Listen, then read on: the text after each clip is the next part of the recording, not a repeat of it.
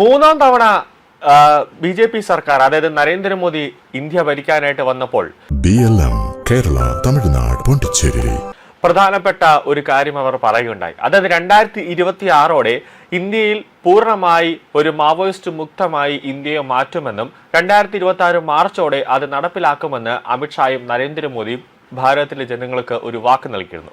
അതവർ 2026 മാർച്ചോടെ രാജ്യത്തെ പൂർണ്ണമായി നക്സലിസത്തെ തുടച്ചു നീക്കി, അല്ലെങ്കിൽ ഇന്ത്യ പൂർണ്ണമായി മാവോയിസ്റ്റ് മുക്തമായി എന്ന് പ്രഖ്യാപിക്കുകയും ചെയ്തിരുന്നു.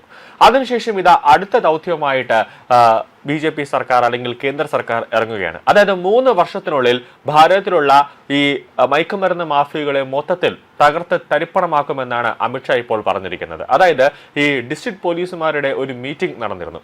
ആ യോഗത്തിലാണ് അമിത്ഷാ ഇപ്പോൾ നിർണായകമായ ഒരു തീരുമാനം ഇപ്പോൾ പറഞ്ഞത്. അതായത് പാകിസ്ഥാൻ, ബംഗ്ലാദേശ്, ചൈന എന്നിവ ഉൾപ്പെടെ അയൽ രാജ്യങ്ങളുമായി അതിർത്തി പങ്കിടുന്ന ജില്ലകളിലെ പോലീസ് സൂപ്രണ്ടുമാരുമായി യോഗം ചേർന്ന് കേന്ദ്ര ആഭ്യന്തരമന്ത്രി അമിത്ഷാ.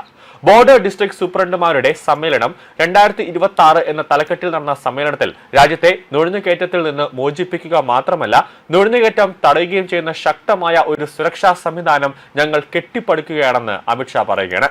ജമ്മു കാശ്മീരിലും വടക്ക് കിഴക്കൻ സംസ്ഥാനങ്ങളിലും ഭീകരതയെയും നക്സലിസത്തെയും രാജ്യം മറികടന്നതുപോലെ നുഴഞ്ഞുകയറ്റം തടയുന്നതിനോടൊപ്പം തന്നെ അടുത്ത 3 വർഷത്തിനുള്ളിൽ മയക്കുമരുന്ന് പ്രശ്നത്തെയും, അതായത് മയക്കുമരുന്ന് മാഫിയകളുടെയും അവരെ ശൃംഖലകളുടെയും അവരുടെ നെറ്റ്വർക്കുകളെയും മൊത്തത്തിൽ സർക്കാർ തകർക്കുമെന്നാണ് അമിത്ഷാ ഇപ്പോൾ പറഞ്ഞത്.